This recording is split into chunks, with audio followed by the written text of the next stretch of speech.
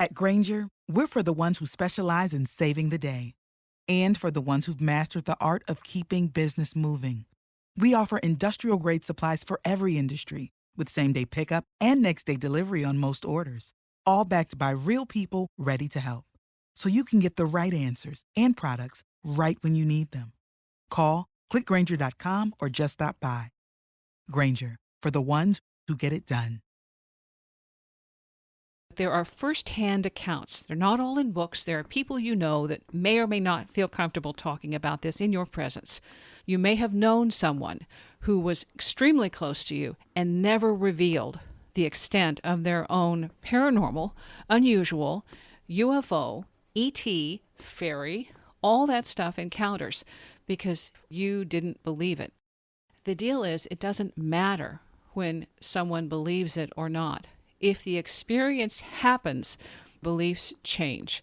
I'm Wendy, and this is Wendy's Coffee House. This is October. Finally, it's been okay to talk about UFOs because once the military kind of signed off on it, all of a sudden people started sharing stories and admitting that, yes, they too had had a sighting or an encounter. And Chris Bledsoe is on Facebook. He's also elsewhere, but he's one of the people I follow who posts occasional videos of his contact, and it's accessible to anyone who would like to follow the page. But I think it is a good example of what this stuff looks like, and he'll ask a question. There will be a light in the sky, and that light, that pinpoint of light, will blink back in response to his questions. So it's really simple. It isn't anything difficult or in any way, shape, or form extreme or complicated. It's unique to the individual, and he has developed this contact, this communication, all by himself without anybody saying, hey, that's weird, that's kooky, deterring him, okay? So that's basically what this is when it comes to paranormal and unusual experiences, anomalous, supernatural, all the names we have for these kinds of experiences. They are unique to the experiencer. And so a lot of this is meant to assure you or inform you that what you experience is also important. And my experiences of the paranormal have happened throughout my life. I didn't always pay close attention because in some way it was not okay. So I didn't talk about it. But the experiences didn't go away.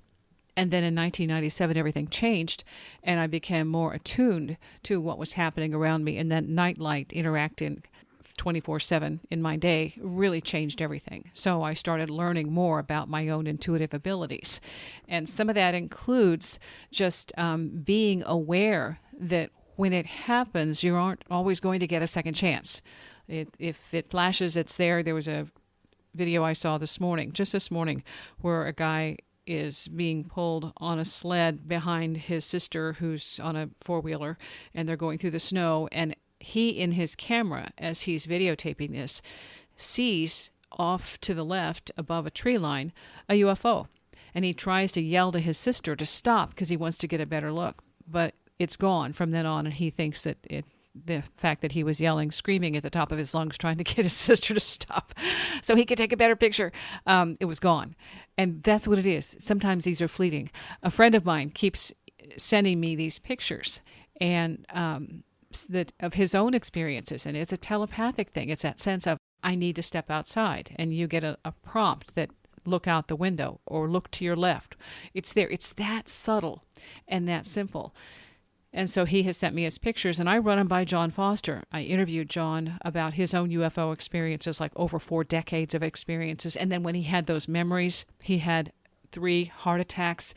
His heart now is about a third the size of a heart, and yet he's in his 80s and still functioning. So the prognosis from the ETs who told him when he addressed this, and he asked, I want to stop this because I don't know what's going on, and until you tell me what your purpose is, I don't want to participate. And they said, well, we can't tell you the purpose, otherwise it wouldn't work. And to sum it up. And so you can listen to those interviews with him, also his daughter, Kendra, to find out more about that. But when that happened, then they also said that you will have some limited mobility or limited ability, limited functioning, but you'll be okay.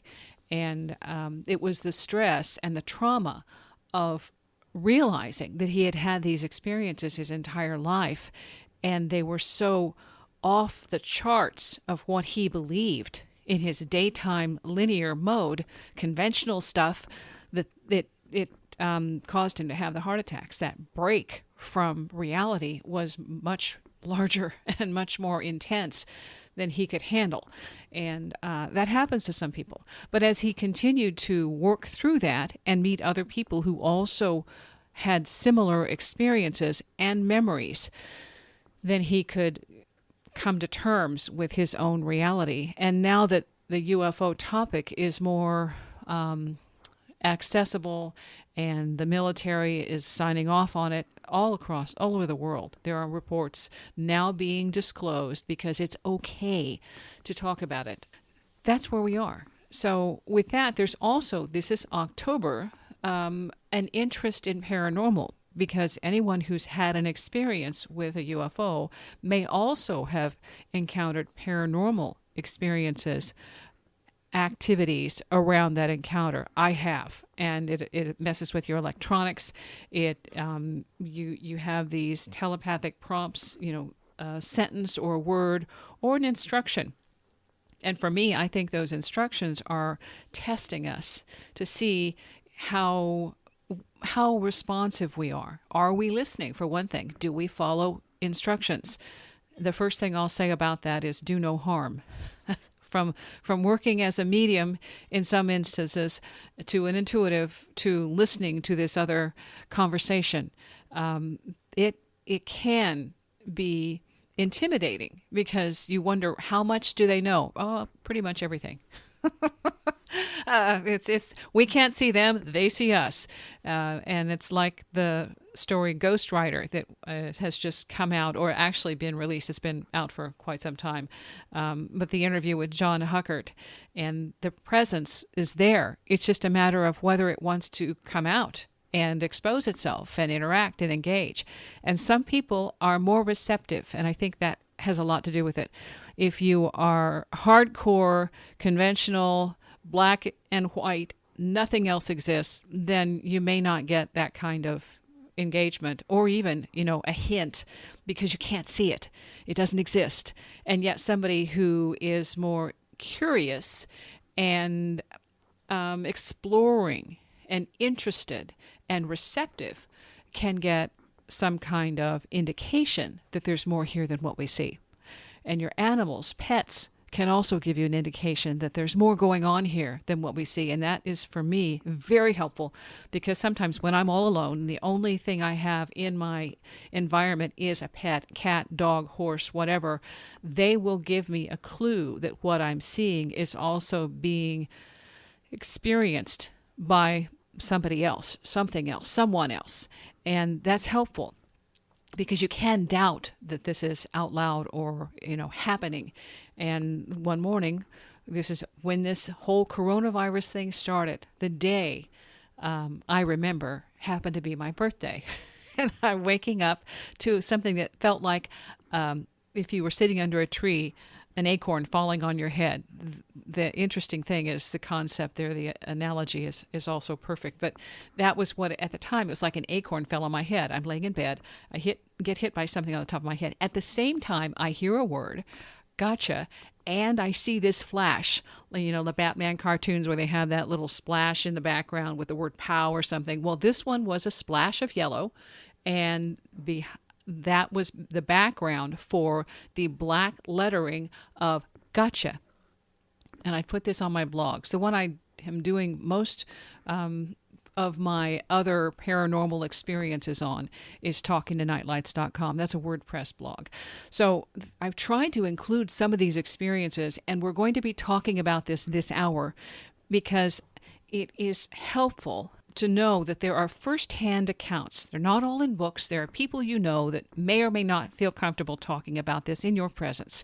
So throughout your entire life, you may have known someone who was extremely close to you and never revealed the extent of their own paranormal, unusual, UFO, ET, fairy, all that stuff encounters because you didn't believe it. The deal is, it doesn't matter when someone believes it or not. If the experience happens, then their beliefs change. And that's what happened with John Foster. When the experience happened, well, he had a few heart attacks to get him over the bridge, but he began to believe things differently and absolutely pursue obsessively. We'll talk about that obsession with knowing and learning and discovering what else is going on here that we might be missing or overlooking because we're afraid to ask questions when something odd, unusual, weird happens and we just say, no, gone. Maybe there's more to it, and it is up to us to learn to ask better questions to find out what else is going on.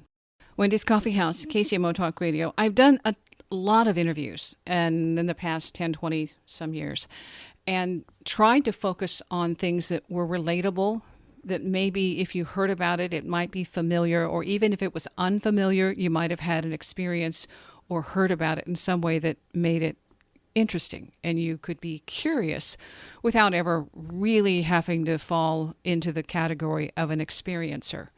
And now it's, I think, important to include those experiencers because when we experience something, it changes us.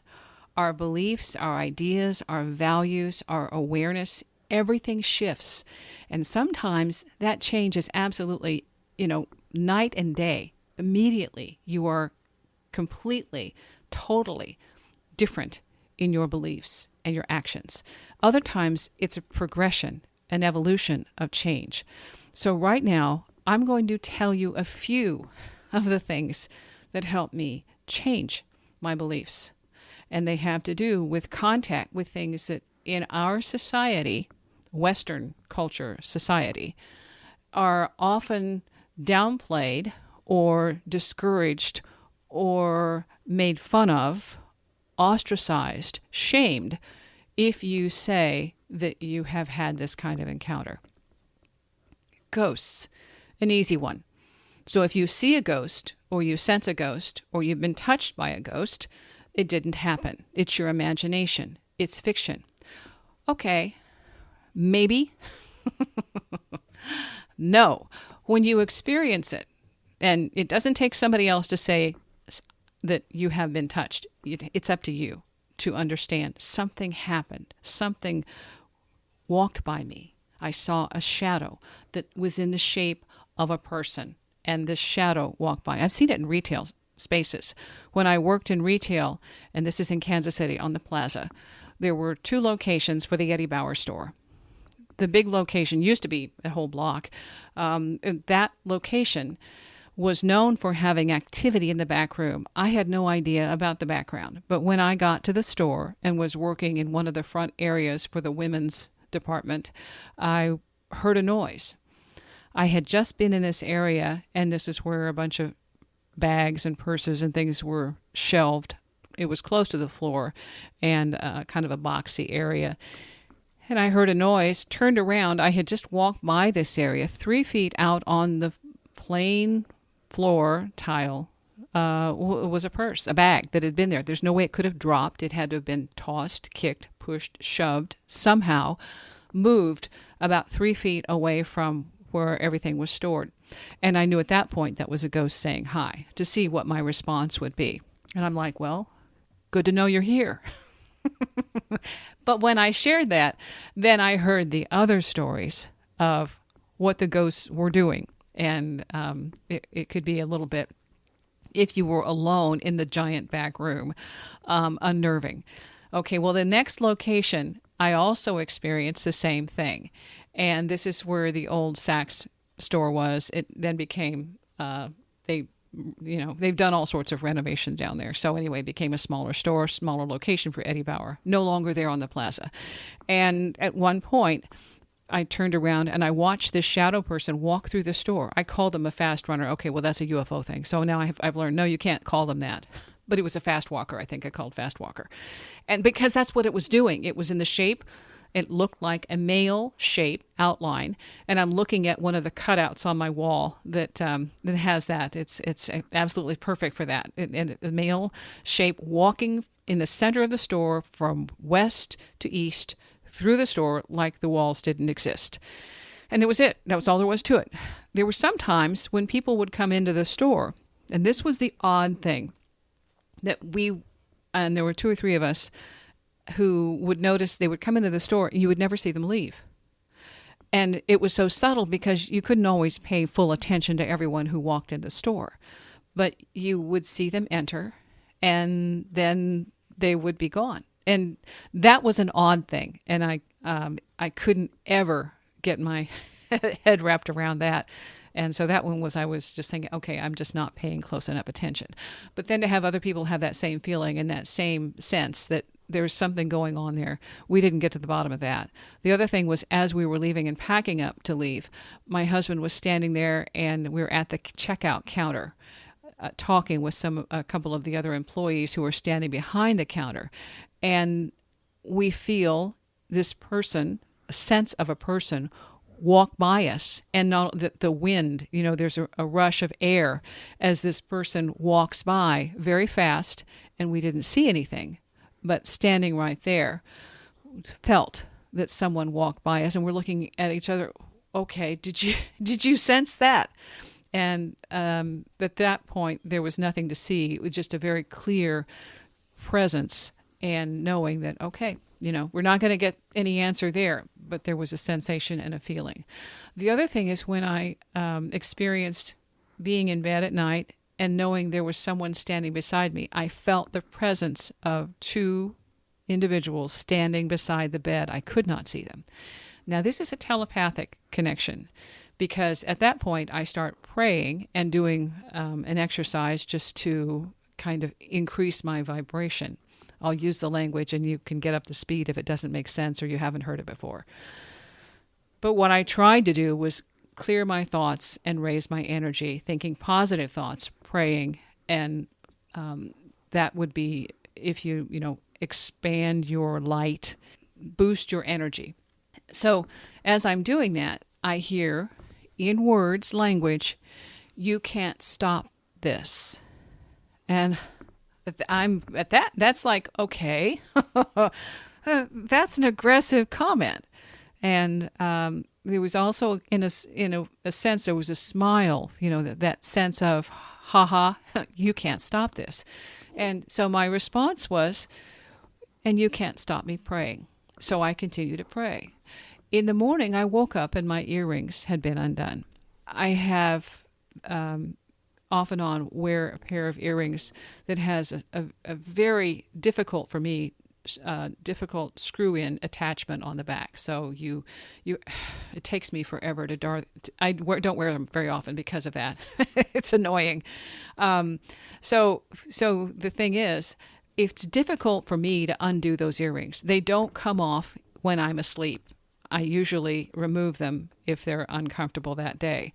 And this time, both of those earrings had been they were just dangling on my ear. They had been undone by the little tricksters who said, "You can't stop this." So I didn't know what they were talking about in the first place. So all I could do was just understand that, all right, whatever's going to happen isn't something I'm going to buy into. And that's how I chose to deal with it. These things for us are a challenge to understand what is connecting with us. I haven't had anything like that happen again. It was just a challenge, I believe, to see what my response would be. Would I be belligerent? Would I be angry? Would I attack? And that kind of energy brings more antagonism and changes your own interaction, in my experience. So with that, when I go into places that are haunted and known to be haunted and known to have either aggressive or negative or challenging energy, I don't put that energy out that I'm there to fight with it. I just am curious what's going on, what's happening. So when we went to the Sigma Nu house at KU as part of a paranormal investigation, my energy was curious. And as a part of the presentation, we all appeared one evening in a lower level space. And during that time, that entities that were there, something undid my necklace as I felt it fall down my shirt. Just to say, ha, we're here. So things like that will happen. Do you feel like you're touched by an entity? Not, it isn't like a finger or, a hand, or it might be pressure, and it might be something that just kind of feels like a touch of a feather. All right, there's another time when I did get a touch that I thought was a feather on my arm as I was asleep. I have to take a break. This is another story that has more to it than just an encounter. And that's what's so fascinating. Once you start opening up to the possibilities and the connections and how these things might be interrelated to something else, to me, it becomes fascinating. Again, talking ghosts, anomalies, extraordinary and unconventional experiences. Wendy's Coffee House, KCMO Talk Radio. Wendy's Coffee House. Usually I interview a guest, but when I do that, I often am editing a lot of my own content because I want it to focus on the guest. So this is a catch-up, going back into some of the things that I've experienced and some of the things that you might be familiar with if you have had your own paranormal, unexplained, anomalous encounters. That's finally okay for people to talk more about this. And that doesn't mean, wide open, but it means you may, in passing, be able to say, well, yeah, I had this happen, and not feel like you're being shamed or being told to shut up because you're weird. All right. It doesn't mean you aren't, but you might get more receptivity to your stuff. All right. I've had several interviews in the archives. The shows include people who've had their own shift, break, evolution from becoming not just skeptical, but completely oblivious. And that all of a sudden changed when they had an experience and then started learning more about their own abilities. So that's a lot of what this is about. As I experienced at a cabin, I'm in the middle of the living room because that's where I fell asleep. I feel this sensation of a feather on my arm. I have my arm up over my face. And I'm upset because at that point I feel there's a light shining in my eyes. It's blinding me. I'm thinking, what the heck, my husband, why is he doing this to me? I'm sound asleep. I'm waking up, this bright light shining in my face. And I say to him, why are you shining that light in my face? The room's empty. He's asleep in the other room with the dog. He made it to the bed. Okay, here I am. The skylight is directly above me, and the moon is shining in my eyes. And I said, what? Because I'm figuring out now, something had touched me, and it felt, all I could say was like a feather on my arm. And then the conversation starter, whatever, conversation was, there's magic in the moonlight. Sleep through it, and you'll miss it. Okay, well, that's a wake-up call. The other thing is, this is an area that I have since discovered has Sasquatch activity. It's in the Ozarks. I never connected those dots until later on I got a similar message that had to do with magic in the moonlight. And it was a whole message saying that that is part of this space, and it was a telepathic connection. I'm not going to go into that because I'm still stuck on ghosts at the moment. And again, going back to, you may know somebody extremely well, and yet that somebody has not felt comfortable telling you some of these personal experiences with extraordinary encounters, unusual encounters, things that cause us to rethink what we think is normal and what we think is okay. Not only that, but possible. Telly Savalas played Kojak. And one of the things I found recently, I hadn't heard this story, but he shared this story shortly before he died. And it happened to him when he was younger. And at some point he had run out of gas. And so he asked where the nearest gas station was. He's carrying the gas can, and the guy says, well, it's over there through the woods. So he gives him the directions to it. And so he goes down through the woods, and at that point, he's still far away, a ways away from the gas station. A car stops, and the guy says, would you like a ride? I can give you a ride. And he accepts the ride. This story, I put it on the blog so that you could see what I'm talking about. I'm talking to Nightlight's blog. And it's The Ghost Files, an Australian documentary. Telly Savalas is the first one, so it's easy to find.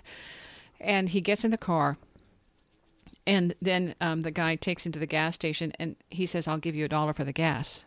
The driver says this, and he's really embarrassed because, as a matter of fact, he doesn't have money for the gas. He says, "Okay, yeah, that would be great, but let me at least, repay you if you would write down your name and address so I can get the money to you, because right now I don't have any, and I really don't want to take advantage." So he goes and he takes the money and gets the gas, and they take that back to his car. He's all good to go, and so when he gets home, he's got the phone number and information for this person. And he calls, and the answer, when he called this phone number, threw him completely for a loop. Because for one thing, the person who came to the phone was really angry that he asked for the man and accused him of being a jerk for doing this because the man was deceased.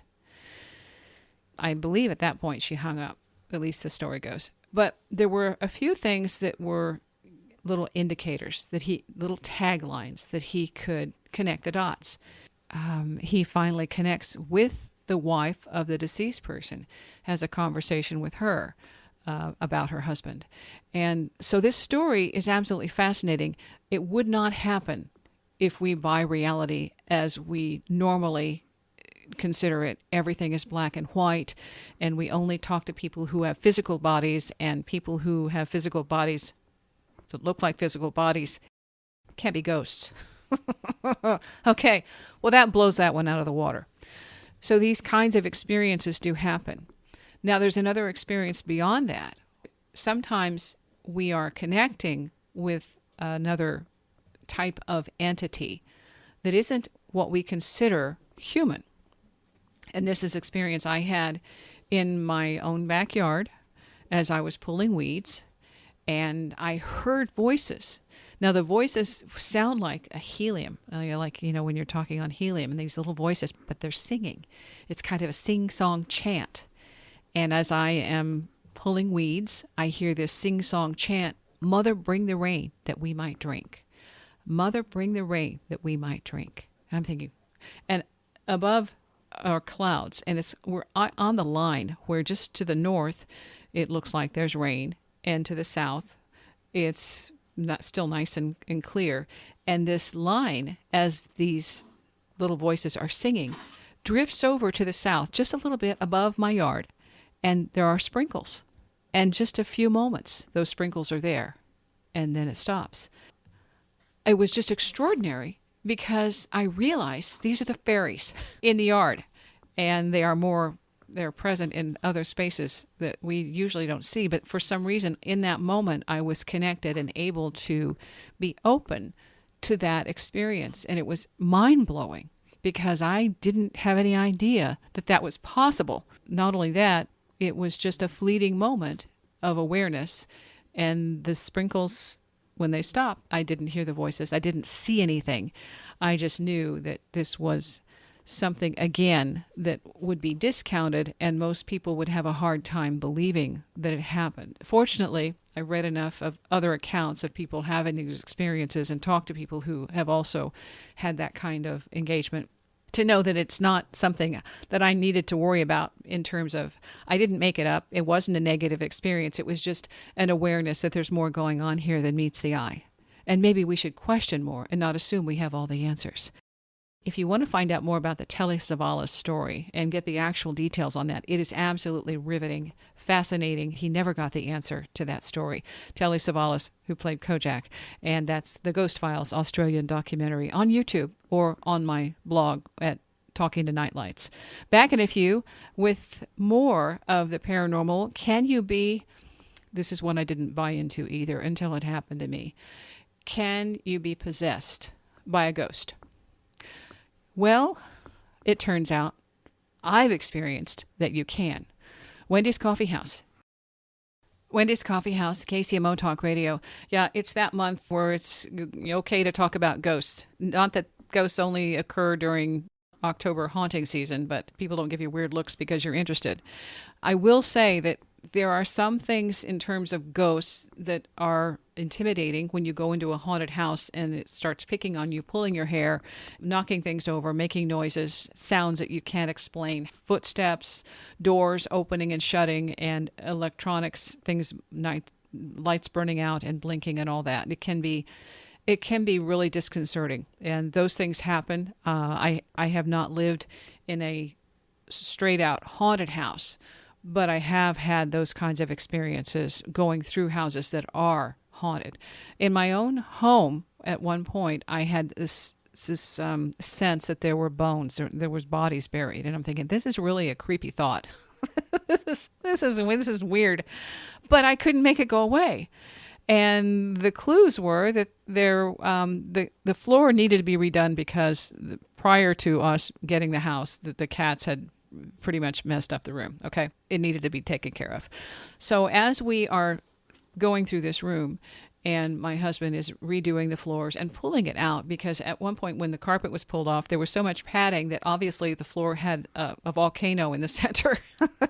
Not quite, but it was pretty dramatic that the floor had in the center. It rose up into a peak, and there had been some termite damage at some point. Anyway, they did a cut and cover. And okay, the other thing too, at some point in this house's existence, they had probably tented it to do some kind of getting rid of varmints, getting rid of pests, whatever. And when they did that, trapped in that were 2 possums, because those were the bones, adult-size possums, that my husband found when he tore out the floor.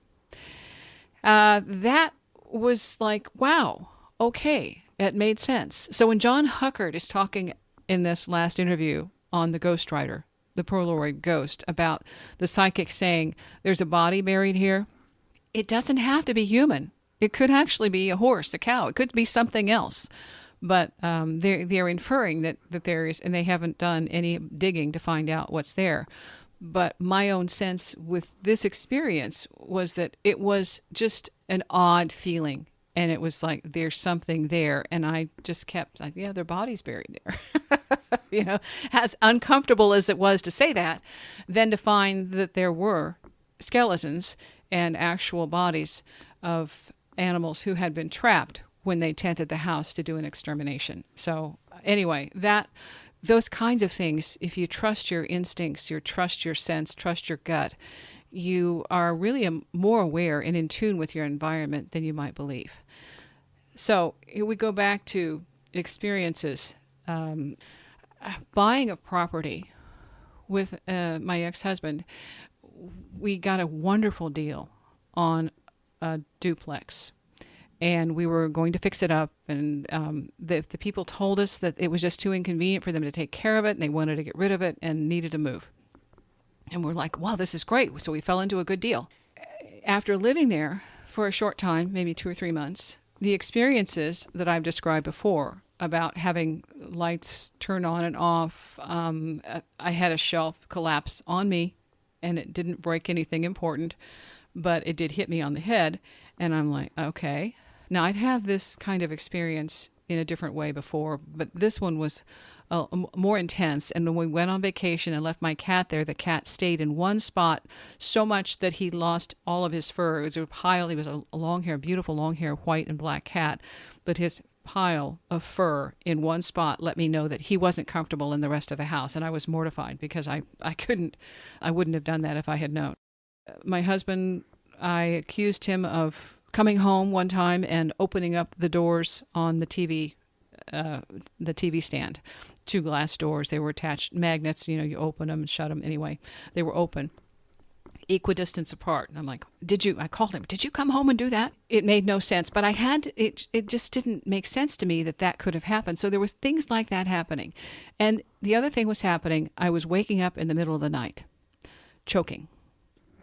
I couldn't breathe. And so I'm like, okay, I've forgotten how to breathe when I'm asleep. Now, this makes sense? No, it doesn't make sense. But this is trying to make whatever it is make sense. So I put a pillow under my head and tried to sleep up so that I wouldn't be laying flat and my throat wouldn't get full of whatever. And, when I tell this story, I know this is totally, completely unbelievable. But so that was what I was trying to do, to figure out why my body wasn't acting the way it should. And at one point, my toes were, I didn't have the sheet over my feet and had my toes were out. And I felt like a thumb take my big toe and press it down. Okay, that's a clue. That's a clue. All right, so I did that. So I just kept my toes covered. And then I would hear occasionally a chime, like one chime. And I would hear that.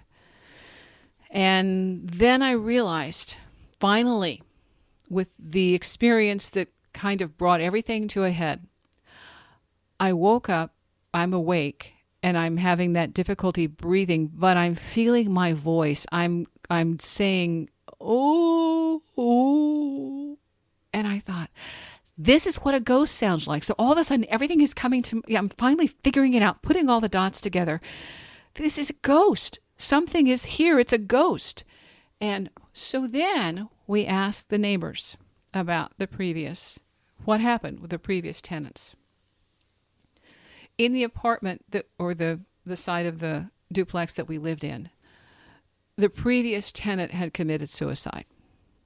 He was obsessive compulsive. And so everything, like in the closet, the hangers were equidistant, 1 inch between everything. He was also, as I began to become more aware of what the message was, that he was also frustrated with me because I was so dense that I wasn't picking up on the fact that he needed help, that he was stuck, he was not happy to be there, and that this was his way of getting me to wake up and smell the coffee.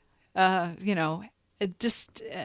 so that it took me a while to figure out all of these things were happening. This is at the very beginning. I wasn't in tune with all of this at that point. And it was a learning curve, a definite learning curve. He wasn't trying to hurt me. He was trying to get me to pay attention and help him. And so what happened as a result eventually was that I was able to give him an energetic boost and just, long story short, send him to the light.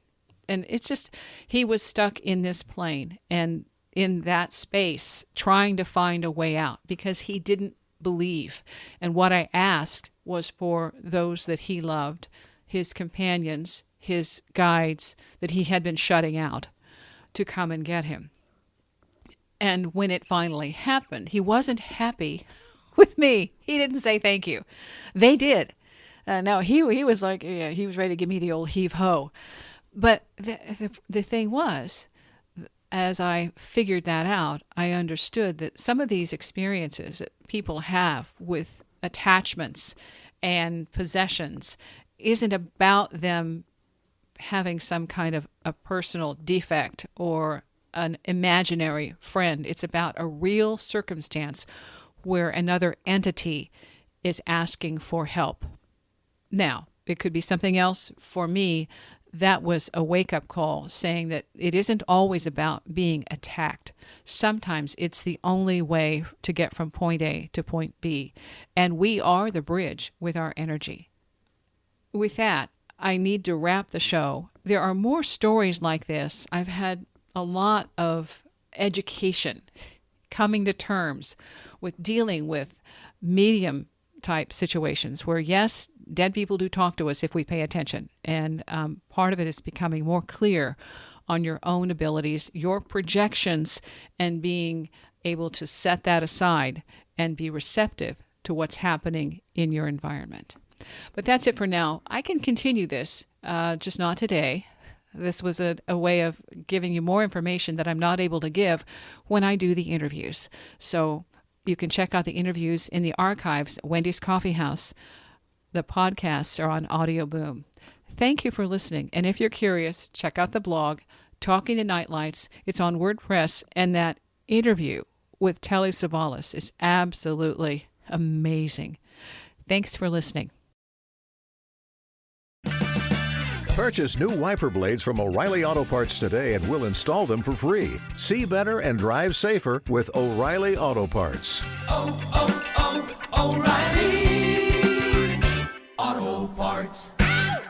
Nice buns, soft, fluffy, and ultra-low net carbs. Discover Hero Bread, the delicious, ultra-low net carb bread with incredible taste and texture. Hero Bread has 0 grams of sugar and is under 100 calories per serving. Plus, high in fiber with 5 to 10 grams of protein per serving. Order from hero.co now and get 10% off your first purchase with promo code AH10. That's 10% off with code AH10. HERO.co.